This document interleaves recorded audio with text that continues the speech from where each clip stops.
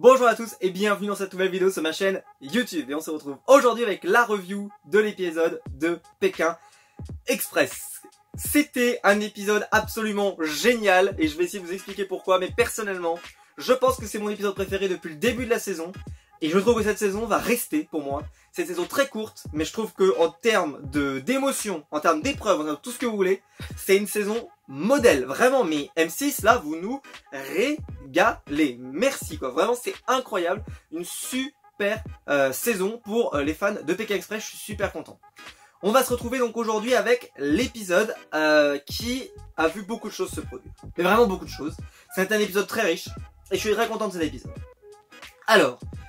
épisode où il restait donc plus beaucoup d'équipes, donc il y a vraiment une tension qui s'installe très rapidement. D'ailleurs, ils n'ont pas mis d'épreuve d'immunité dans cette édition. Il n'y avait qu'une épreuve pour récupérer un avantage. Et quand j'ai entendu le mot avantage, je me suis dit c'est l'heure du drapeau rouge. Donc j'étais assez content, même si je me suis dit c'est vrai que le drapeau rouge aurait été peut-être un petit peu plus sympa s'ils avaient été plus nombreux. C'est ce qui s'est d'ailleurs produit, puisqu'ils ont flagué quasiment personne parce que vous croisez pas tant de monde que ça. C'est-à-dire que quand vous êtes à 7 ou 8, c'est assez intéressant parce que vous risquez de croiser pas mal de monde. Mais là, quand vous êtes que 4 ou 5, ou voilà, quand vous êtes même moins que ça, peu importe, ça devient compliqué quoi de vraiment rendre ça assez intéressant. Et là, au nombre où ils étaient, c'était peu intéressant. Alors, on va essayer de faire dans l'ordre. Alors, moi j'ai adoré, j'ai vraiment, mais vraiment adoré toutes les épreuves de cette édition. Mais tous sans exception. Vraiment, c'était un bonheur. Alors déjà, ils ont commencé avec une épreuve que j'adore. Ah, j'ai adoré.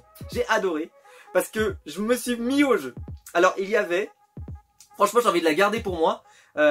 Pour la proposer voilà, dans des petits tests comme ça et tout, ça serait super sympa quoi à faire parce que c'est trop bien quoi, c'est trop bien. Alors, il y avait une bouteille à remplir et tu n'avais le droit d'utiliser que l'autre bouteille pour la remplir, tu pouvais les vider, les re-remplir, les vider, mais à la fin, il fallait que tu arrives à pile 4 litres. Alors déjà, petite magouille, vous avez vu, Maxime et Alizé sont arrivés à 3,9, ils n'étaient pas à 3, ils étaient pas à 4. Mais bon, ils les ont fait partir. Voilà, toi-même tu sais, c'est quand même moyen. Mais bon, quand on regardait la flèche, les autres ils étaient pile à 4 et eux ils étaient à 3,991. C'était pas pile 4 quoi, c'était pas pile 4. Bref, c'est pas très grave, moi j'y survivrai. Et donc, je pense qu'ils se sont dit il faut les faire partir parce que sinon ils auraient trop de retard. Deuxième épreuve, il devait aller monter sur un dos de chameau avec un verre dans les mains. Autant vous dire que moi, qui ai un équilibre voilà, très médiocre, je pense que le verre, il finissait au fond du sable pendant 8 ans. C'est terrible. J'aurais jamais réussi à emmener ce verre à l'objectif. Mais jamais. Hein. Il aurait fallu que je sois avec quelqu'un qui porte ce verre. Parce que j'en aurais été incapable. Mais incapable. Hein. C'est le tenir comme ça à bout de bras, bras tendu pendant je sais pas combien de temps ça a duré. C'est quand même long hein, pour faire le trajet comme ça dans les dunes, etc. C'est quand même très long. Enfin, c'était assez exceptionnel. Et alors, les bûcherons ont fait un excellent départ dans cette édition. Ils sont vraiment allés vite, ils ont vite compris le jeu, enfin ils ont été super. Et surtout ceux qui ont tiré leur épingle du jeu après avoir attiré toute la poisse du monde, c'est Denis et Julie qui sont le couple corse, qui moi j'adore, vous le savez. Et tout de suite ils ont réussi très rapidement à résoudre l'énigme. Ils ont pris le chameau et là malheureusement ils se trompent de chemin et finissent par prendre un énorme détour et arriver les derniers malheureusement. Donc j'étais hyper déçu pour eux parce que pour une fois qu'ils prennent un bon départ, ils se retrouvent à être perdus et c'était bien dommage. Tout le monde arrive plus ou moins avec des scènes magnifiques où Maxime et Alizé nous ont régalé, mais régalé. Les deux à s'insulter, à vraiment je vous le dis des fois, t'as envie de faire quoi ça? Oh Maxime, j'ai envie de... Et puis vous le faites pas parce que vous êtes sympathique. On est sympathique, on est tous sympathiques. Mais il y a des moments, Maxime, oh là là, t'as envie de mais pas méchamment, tu sais, mais c'est pour ceux qui connaissent ma famille d'abord, vous savez la petite claque comme ça là. T'as envie de dire ça, t'as envie de faire... Mais il est tellement débile quoi, c'est terrible. Et là en plus le mec voilà ça marche pas, il dit l'eau ça marche pas, c'est tout. Et puis après derrière le parcours en chameau, t'as l'impression qu'il y a rien qui va marcher. Et puis si ils arrivent dans les premiers. Enfin pourtant ils finissent en dernier, ils arrivent dans les premiers.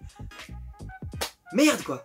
Ils sont trop forts quoi, ils sont vraiment trop forts. Maxime et Alizé sont trop forts, je l'avais dit. Et j'avais dit pour ça que moi ils étaient favoris pour gagner Pékin Express. Ce qui s'est passé, c'est qu'après tout le monde a commencé à faire le stop et on s'est rendu compte que le stop en Chine par rapport à la Russie, c'était le bordel. Personne comprend quoi que ce soit. Alors ce qui m'étonne toujours, c'est qu'on dit toujours que les Français sont nuls en anglais, mais alors les Chinois ils ont l'air de rien comprendre. Donc je pense qu'en fait on est peut-être pas si mauvais que ça en réalité, parce que les Chinois ils comprennent rien, mais rien, hein, c'est même ok ou go go, t'as l'impression qu'il faut leur expliquer quoi, c'est terrible. Il y a rien, il y a vraiment que dalle. En termes de niveau d'anglais, c'est le niveau, c'est terrible. Et pourtant j'ai pas un bon niveau, hein, mais là je me suis dit, oh quand même quoi, ils utilisent pas des mots compliqués, ils disent on va là pour aller là, ok, free, gratuit, enfin ils utilisent pas 153 mots quoi, c'est pas du vocabulaire, voilà, c'est vocabulaire bûcheron quoi, hein, donc ça va, on devrait y arriver quoi. Bref, en plus même au langage des signes, c'est-à-dire à essayer de se faire comprendre, ça marchait pas très bien. Et alors là, donc ça a été un enchaînement de quiproquos, que ce soit pour les bûcherons, que ce soit pour les Corses, alors eux, le mec il s'est complètement planté de route, enfin ça a été l'enfer, même pour tout le monde, même pour les pour Maxime et Alizé, pour les sœurs, enfin ça a été l'enfer. Tout le monde se gourait de route, les mecs en GPS se gourent de route. Mais qu'est-ce que c'est que ce pays? Qu'est-ce que c'est que ce pays? Et c'était déjà le cas en Russie quoi, mais comment c'est possible? Tu rentres l'adresse du truc, ça t'emmène dans une autre adresse. Mais comment c'est possible? Je comprends pas, moi les satellites sont hyper précis aujourd'hui, tu mets sur Google machin, ça t'emmène directement à l'endroit où tu veux aller. Bah, ça peut te décaler de 100 mètres, mais ça peut pas te décaler de... Enfin, surtout, on le verra à la fin, mais c'est très étonnant quand même. Enfin, bref. Et donc, l'épisode va se dérouler. Et bah, nous, voilà, tout le... Donc, allez, j'excuse vite. Donc, en gros, les 3 équipes vont arriver à l'épreuve donc d'immunité. Il y a une équipe qui ne va pas arriver, qui va arriver très très tard en tout cas, c'est les frères Bûcheron. Je vais revenir là-dessus après. Donc, en gros, les frères Bûcheron qui étaient partis très fort sont retrouvés dans la galère. Les Corses, eux, ont réussi à bien se récupérer. Maxime et Alizé, eux, ils ont enchaîné les galères, mais quand même, ils ont réussi à plutôt bien rouler, donc ils sont arrivés les premiers. Et les sœurs sont, elles aussi, tout le monde était convaincu d'arriver dernier, et au final, ils arrivent tous en disant, oh purée, mais on est les premiers, deuxième, troisième, enfin, ils y croyaient pas, surtout qu'ils arrivent en pleine nuit. Sauf que ce qui s'est passé, c'est que les frères Bûcheron, qui étaient pas trop mal partis, font du stop sur la route. Et là, la police vient les voir et leur dit mais qu'est-ce que vous faites monsieur en plein milieu de la route? Vous êtes un petit peu puis vous n'êtes pas de chez nous, vous ça se voit. Donc je vous propose monsieur Bûcheron 2 de venir sur le bord de la route. Ils vont sur le bord de la route ensemble et là il essaie de lui expliquer par A plus B plus hypoténuse qu'en gros ils sont dans un jeu et qu'ils doivent faire du stop, donc ils doivent arrêter les voitures. Et bah là Bûcheron, la bûchonnerie n'est jamais finie. Et bah les flics leur proposent de monter dans la voiture. Bah oui, alors il faut savoir que c'était déjà produit dans une saison de Pékin Express où il y avait eu des voitures de police qui avaient escorté un duo, je me souviens plus lequel, mais je sais que ça s'était déjà produit. Ils avaient enchaîné des galères, je sais plus ce qu'ils avaient eu, et en gros ils avaient fini par aller au culot demander à des policiers, et les policiers les avaient escortés pour les emmener jusqu'à... Alors je crois pas qu'ils les avaient amenés au bout, mais je crois qu'ils les avaient amenés assez loin quoi. Donc c'était vraiment assez sympa. Ceci, donc... Ils arrivent, ils comprennent pas de toute façon, personne se comprend. Donc personne se comprend, les bûcherons comprennent personne, les chinois comprennent pas les bûcherons. Bref, ils peuvent même pas passer par l'anglais, par le français, par aucune langue. Pourtant là, les bûcherons, ils ont essayé quoi, ils ont essayé d'expliquer même si ils ont un anglais approximatif. Là, c'est que les chinois, ils comprennent rien, enfin, c'était terrible. Et donc il leur dit bah montez dans la voiture. Et donc là, bah, les bûcherons qui se disent bah, on va pouvoir on va avancer avec les flics quoi. Ils se prennent au jeu, c'est génial. Ils s'installent à l'arrière. Et puis bah la sirène, normal, et ils se lancent et tout, normal. Et eux ils s'inquiètent pas plus, ils sont contents, ils ont le sourire, il faut allez go go, va plus vite, m'emmène-moi en prison très rapidement. Là personne se comprend, les mecs ils prennent les talkies, ils s'appellent, et après ils demandent des renforts. Et là ils disent, ah, ils ont quand même appelé des renforts, quand même ils sont vraiment sympas. Et puis bah voilà, là les deux commencent à se dire ouais est-ce que c'est vraiment normal en fait ce truc? Parce que donc Mathieu, de mémoire je crois, il demande à Thomas et il lui dit bon je trouve ça bizarre quand même, ils sont en train de nous escorter, enfin je trouve ça un peu étonnant. T'es sûr parce que il y a un moment il lui donne le papier mais en gros ils en ont rien à foutre. Et là ils arrivent à la police. Et là ils arrivent au commissariat. Ils font non mais t'inquiète pas, c'est sûrement pour faire une pause. Non c'est pas pour faire une pause. Et puis là ils sortent et puis là bah ils se rendent bien compte que c'est pas pour faire une pause. Et donc bah là on est en train de vérifier s'ils ont le droit d'être là. On leur empêche de filmer. Enfin bref, l'enfer. Ils sont à 2 droits de finir dans les geôles. C'est comme dirait dans le Camelot quoi. C'était terrible. Donc là eux ils perdent, je crois ils ont perdu 4 heures. 4 heures de stop quoi. C'est terrible. Ils arrivent, mais enfin ils sont à la rue complet quoi. Les frères Bûcheron c'est une catastrophe.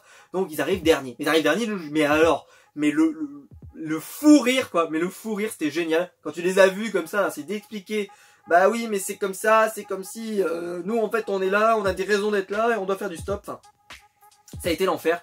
Je sais pas comment ils ont réussi à s'en dépatouiller. Je pense que la prod a dû intervenir, j'en sais rien. Mais voilà, ça a été vraiment l'enfer. D'ailleurs, voilà, on le voit, les frères bûcherons ne précisent pas. Enfin, ils disent rien, quoi. Ils disent juste, voilà, c'est bon, on est stoppé. Enfin, on a été stoppé sur la route, on a eu plein de galères. Donc, on sent que Stéphane était au courant et que la prod était au courant. Donc, bah voilà, ils arrivent derniers et il faut chercher des habitations pour la nuit. Et là, bah c'est très dur de trouver des habitations pour la nuit parce que il fait déjà nuit. Quand tout le monde arrive et que tout le monde a galéré, à part Maxime et Alizé qui eux ont un logement qui est fourni, qui d'ailleurs a été très peu montré, c'est-à-dire qu'ils sont arrivés dans un temple, mais vu que Maxime et Alizé, bah j'ai l'impression qu'ils ont ce côté un peu, ils étaient pas très intéressés par ce qu'on leur a montré. Et bah donc ça passe assez vite quoi, le temple on l'a à peine vu quoi, hop et puis on repart parce que bah, on a toujours la faute quoi, on veut se reposer, enfin on veut faire autre chose, j'en sais rien, on veut manger, on veut savoir où on va dormir, donc c'est vrai que ça va passer assez vite, donc soit c'est le montage qui est passé assez vite, soit bah, c'était pas très intéressant et leur réaction était pas très intéressante, donc on passe. Tout le monde essaie de trouver un endroit pour dormir, les frères bûcherons n'arrivent pas à trouver donc ils dorment dans une sorte d'hôpital, mais le truc, mais genre Walking Dead, t'avais des camps, des trucs, les mecs ils rentrent, il y a rien, on aurait dit la prison dans The Walking Dead, ils rentrent, ils trouvent une porte, t'as des mecs qui sont à moitié en train de décéder, ça va? Vous allez bien? Est-ce qu'on peut dormir nous aussi? Ouais, vous avez peut-être la malaria ou peut-être une autre maladie terrible, hein, comme celle qu'on peut avoir aujourd'hui, bah, j'ai bien envie de venir à côté de vous, dormir à côté de vous, dans la joie, voilà, dans la joie et la bonne humeur. Donc il passe à la chambre suivante, et puis dans la chambre suivante, il y a 3 mecs qui sont en train de décéder. Au fait, ça va? Ouais, ça va, très bien. Et puis il referme la porte. Et bien il y a personne. Et là il y a un mec qui est en train de dormir. Là, ils se disent, bah c'est lui qui doit gérer le bordel. Donc là il tape dessus, le mec se réveille pas. Mais ça se trouve il est peut-être plus malade que les autres. Et là il retape dessus, et le mec se réveille, enfin. Il dit, oh, il y a des bûcherons qui sont chez moi. Oh, je dois halluciner. Qu'est-ce qui se passe? Et là, il dit, bah oui, nous, on veut dormir. Alors, les mecs, bah, il lui dit, bah ouais, bah, je vous emmène dans la salle où il y a les malades. Ils sont en train de décéder. Très bien. Normal. Normal. Quand je dis normal, c'est normal. On arrive. Non, mais les bûcherons, c'était magique. Hein. Ils arrivent, ils s'installent. Ils disent, ah bah merde, il y a plus de place. Il y a trop de gens qui sont en train de mourir. Ah d'accord, bon bah on reprend. Bah ce que je vous propose, c'est que vous dormiez ici, là, sur des camps de fortune, etc.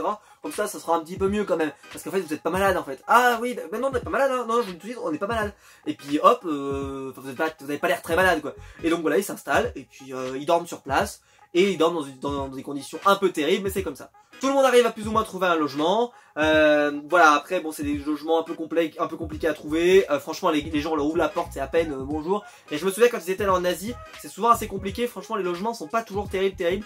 En fait, ils n'arrivent pas toujours à trouver des logements parce qu'ils les lâchent souvent assez tard. Et assez tard dans le soir, les gens ouvrent pas leurs portes. D'ailleurs, on comparait avec nous dans la civilisation en France ou en Europe. C'est vrai qu'en pleine nuit, quand t'as quelqu'un qui vient taper à ta porte à 22 h, je suis pas sûr que les gens ouvrent vraiment avec joie et bonne humeur, quoi.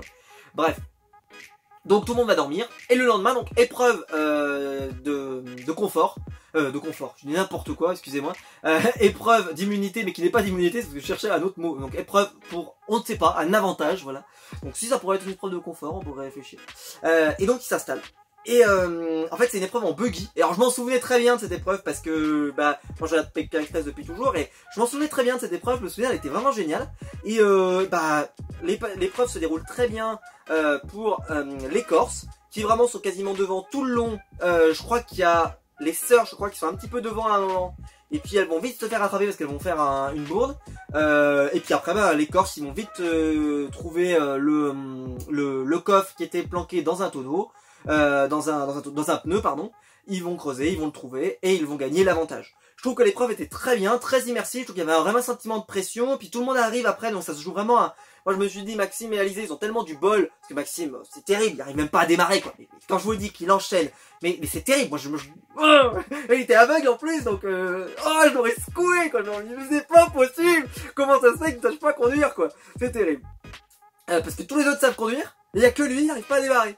Et alors, je l'ai dit, meilleure phrase ever, je l'ai mis sur Twitter, meilleure phrase ever, quand elle dit, non mais en fait moi je pensais que c'était la voiture, puis bon tout le monde arrive à démarrer, et c'est là que je me dis, non mais en fait c'est la faute de Maxime. Non mais moi je me poserais même pas la question, je me dirais c'est la faute de Maxime, je dirais même pas que c'est la faute de la voiture, pour moi c'est Maxime, automatiquement, pour moi c'est la raison, c'est la logique la plus logique, que ce soit Maxime, c'est terrible. Enfin c'était magnifique. Et donc bah bon ils y arrivent pas, enfin bref, mais je me suis dit avec le bol qu'ils ont, ils vont arriver dernier, mais ils vont quand même arriver, ils vont tomber sur le bon pneu, ils vont tomber dedans, hop, et ben ils vont trouver le coffre. Bon ça s'est pas produit, heureusement, un miracle. Parce que là je vous dis pas avec le drapeau, à mon avis ça aurait été l'enfer sur terre, mon dieu. Les Corses rapportent l'avantage et c'était le drapeau rouge. Ils ont donc utilisé le drapeau rouge, mais alors on a compris. Et là j'ai dit, l'alliance. Mais l'alliance, mais c'est magnifique, j'ai l'impression que j'ai des dons de voyance. Parce que j'avais dit. Vous pouvez remonter dans mes vidéos, je l'avais dit. J'avais dit, mais moi ce qui me ferait marrer, que j'adorerais, c'est une finale, les frères bûcherons et les Corses. Je l'avais dit au début, et j'avais dit Fabrice et Ingrid. J'avais dit une demi-finale avec Fabrice et Ingrid. Bon bah j'ai plus Fabrice et Ingrid, mais je peux encore avoir ma finale de rêve quoi. Je peux encore l'avoir, je suis à ça de l'avoir. Je suis à ça de l'avoir. Et ben, et là je vous dis pas, là peu importe qui gagne, limite je préfère Pita pour les bûcherons, mais franchement si c'est une finale comme ça, c'est parfait. Et ben, qu'est-ce qui se passe? C'est magnifique. T'as donc les Corses qui utilisent le flag, et hop, ils flaguent Maxime et Alizé, qui ont essayé de faire les malins. Je vous fais remarquer que les frères bûcherons et les sœurs n'ont pas fait les malins. Alors que eux, ils ont voulu partir avant, donc ils se font flaguer. Mais ils ont raison de se faire flaguer. Enfin, voilà, ils ont pas à se plaindre. Maxime, il était mauvais joueur. T'avais qu'à attendre. Tous les autres, ils ont attendu. Les frères bûcherons prennent une voiture d'ailleurs. Et après, ben, ils la donnent aux Corses pour qu'ils puissent partir avant eux. Et puis après, eux, ils vont pouvoir commencer le stop. Et donc on a une alliance, l'alliance d'ailleurs comme ça qu'elle a été annoncée par Maxime, comme quoi il y aurait une alliance entre donc les frères et les Corses. Alors au début je me suis dit c'est une alliance qu'à 2. Et puis on a entendu que l'alliance elle était même à 3, c'est-à-dire tout le monde contre Maxime et Alizé. Je me suis dit mais c'est Noël, qu'est-ce que vous voulez que je vous dise? C'est Noël. Et là donc les Corses vont, alors moi je me souvenais à l'époque qu'ils avaient été géniaux avec le flag. Et bah ça confirme bien ce que je vous dis, c'est-à-dire que le flag, quand il y a plein d'équipes, c'est intéressant. Quand t'as 3 équipes, à flaguer, c'est pas intéressant. Parce que tu te retrouves à quasiment jamais les croiser. Et donc bah ils sont arrivés premiers, c'est très content pour eux, hein. Mais j'aurais aimé que cet argument-là et cet élément-là arrive au début de l'aventure. Là la saison était trop courte, je trouve, pour avoir un vrai drapeau rouge efficace. Parce qu'au final ils ont flagué une fois, puis ils ont plus jamais reflagué. Un peu dommage. Ce n'est que mon avis, mais c'est un peu dommage. Ils se lancent dans l'aventure, ils vont hyper loin, et donc les Corses gagnent. On a les sœurs qui arrivent dernières, c'est ça, hein, les sœurs qui arrivent dernières. Les bûcherons arrivent, non c'est Maxime et Alizé qui arrive deuxième, avec un super suspense là dans la ville, où les deux sont en train de se croiser et tout, enfin la réalisation, parfait quoi, génial, où on était jusqu'au bout en train de se dire mais les Corses vont se faire avoir, Maxime et Alizé vont réussir à se qualifier, oh là là mon dieu l'horreur, et puis hop, ils arrivent à se qualifier, enfin c'était terrible. Et là, donc les sœurs qui peuvent choisir soit soit les frères bûcherons, soit Maxime et Alizé. Et ils choisissent Maxime et Alizé. Et là, moi, je me dis, mais c'est jackpot, quoi. Parce que les sœurs, c'est celles que j'aime le moins, on va dire, dans les deux mes groupes préférés. Et Maxime et Alizé, c'est ceux dont on aurait le plus envie de voir partir. Donc, pour moi, dans les deux cas, je suis gagnant, quoi. Je suis gagnant. Mais j'espère que c'est Maxime et Alizé qui vont se foirer. Donc, ils partent en stop. Ils arrivent dans un lieu. Les sœurs, l'une des deux sœurs, donc, arrive en premier. Et là, il y a un memory. Donc, un memory, en fait, vous savez, c'est 2 cartes, il faut retourner, etc. Sauf qu'elle les retourne une par une. Donc, elle va moins vite que Maxime qui va très vite. Ceci dit, je pense quand même qu'il y avait il avait un sacré retard, Maxime, j'ai l'impression, au stop. Donc j'ai l'impression que le montage donne l'impression quand même qu'il avait énormément d'avance. Et puis il en avait peut-être pas tant que ça au final. Pas tant que ça parce que quand on voit quand elle sort, sur la route, il a un peu d'avance. Mais après il faut se dire qu'il est en voiture, donc pour moi il a beaucoup d'avance. Donc il aurait dû arriver premier. Sauf que le mec se court de route, miracle, il se trompe. Et alors que Maxime avait fini le premier le memory. Et bah voilà, il dit mais vous voyez le temple ici, c'est une porte, qu'est-ce que vous venez de raconter vous? Un temple c'est énorme, qu'est-ce que vous faites? Et vu que personne comprend la langue et que personne comprend le chinois, enfin c'est l'enfer. Et donc les sœurs gagnent et éliminent Maxime et Alizé qui se font éliminer une deuxième fois lors de l'épreuve lors de l'émission avec le drapeau rouge. Et là, bah, c'était Noël, quoi, c'était génial. Alors ils ont redit que ça les avait changés, qu'ils étaient différents, machin. Bon bah il a appris à faire des pâtes, on peut dire ça. Et puis bon c'est vrai que ça change à Pékin Express, faut pas se mentir, parce qu'ils dorment dans des conditions qui sont difficiles, etc. Mais voilà, moi je vais pas vous mentir, je suis quand même content que voilà ils aient quitté l'aventure. Mais ça confirme bien ce que je vous ai dit, hein, que si jamais là par exemple si ça a été logique, je pense qu'ils auraient choisi plutôt les frères bûcherons par rapport aux forces et aux capacités. Et que je pense que Maxime et Alizé avaient le potentiel pour gagner cette édition de Pékin Express. Voilà, je pense que je vous ai tout dit, mais c'était génial quoi, j'ai adoré, c'est une super émission, le montage était génial. Alors après, j'ai vu quelques personnes peut-être être un petit peu voilà, avoir quelques doutes sur le memory. Est-ce qu'on l'aurait pas un peu aidé pour qu'elle puisse rattraper Maxime et que ça crée le suspense? Ça on pourra jamais le savoir. J'étais plus en doute la fois où ça s'était produit dans une école où il y avait le frère bûcheron qui pouvait être aidé par l'élève qui était derrière lui. Donc j'aurais une tendance à dire que là c'était presque plus facilement magouillable. Là, est-ce qu'il y a magouille, est-ce qu'il n'y a pas magouille? J'aurais une tendance à dire qu'il n'y a pas magouille. Pourtant je suis magouille, hein. Ah, vous me connaissez, hein. Mais là, elle galérait, elle allait doucement. Limite, la seule chose que la prod aurait pu lui dire, c'est fais-le à 2 mains, quoi. Mais je pense que même eux, ils sont pas capables de tout retenir, quoi. Donc ils connaissent pas l'embêtement de tous les... Enfin, non, je pense pas. Donc j'y crois pas trop. Personnellement, je pense que c'était juste comme jeu et je pense qu'elle a réussi au moment où elle devait réussir. Et que le fait que Maxime se trompe de route, bah ça les a condamnés. Petit teasing. Alors la semaine prochaine, donc c'est la demi-finale de Pékin Express. Déjà quoi, ça va super vite. Et donc on va avoir le bonheur, les enfants, ça mais ça, oh là là, ça va être terrible. Alors, l'épreuve, la fameuse épreuve, la légendaire épreuve, j'en avais parlé je crois dans la première émission, où les Corses s'étaient fait retrouver dans une situation mais terrible avec des dominos. Où ils avaient perdu je sais pas combien de milliers d'euros à attendre parce qu'ils n'arrêtaient pas de faire tomber leurs damiers et tout, enfin c'était l'enfer. Ils avaient perdu une somme mais folle. Et ben écoutez bien, ça va revenir la semaine prochaine. Et alors la semaine prochaine, donc les Corses, alors moi je vais me régaler. Je sens que je vais me régaler. Avec les Corses là-dessus là, je vais me régaler. Et alors là, je vais me régaler parce que imaginez les frères bûcherons en train de poser des dominos comme ça les uns derrière les autres. Alors ça, je rigole d'avance, je rigole d'avance. Et on a vu aussi qu'il y aurait une épreuve de bouffe. Alors l'épreuve de bouffe, ça, bon c'est très Koh-Lanta, mais les épreuves de bouffe, elles sont assez terribles dans Pékin Express également, parce que des fois il leur fait manger des trucs, et là on a l'impression j'ai entendu qu'ils allaient faire bouffer des choses qu'on n'a pas envie, nous les hommes, de manger. Enfin voilà, enfin c'est terrible quoi, on y tient. Donc à mon avis, ça va être quelque chose encore. Donc je sens que la demi-finale va être fabuleuse. Voilà, donc c'était génial, moi j'ai adoré. C'est la perfection quoi. Donc maintenant, si jamais je perds les sœurs la semaine prochaine et que j'ai ma finale Corse-Bûcheron, c'est Noël quoi. C'est Noël. Et après, victoire des bûcherons quoi. On termine victoire des bûcherons. Et là, bah, c'est magnifique, c'est génial. Alors par contre, j'avais discuté avec quelqu'un dans mes commentaires qui m'expliquait les amulettes, combien il y allait en avoir, etc. Je sais pas. Moi je pense que voilà, il y aura...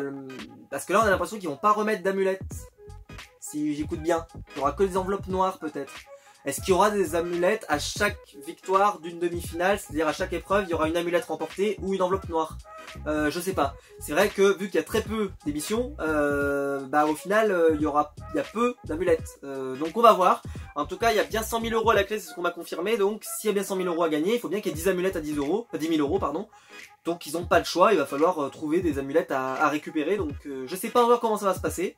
Au moment où on se parle, je sais pas, mais on verra. Voilà.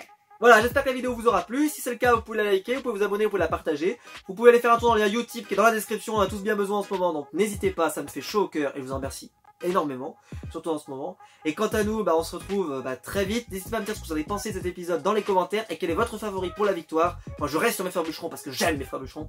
Et on se retrouve très vite pour une prochaine vidéo. Allez, ciao!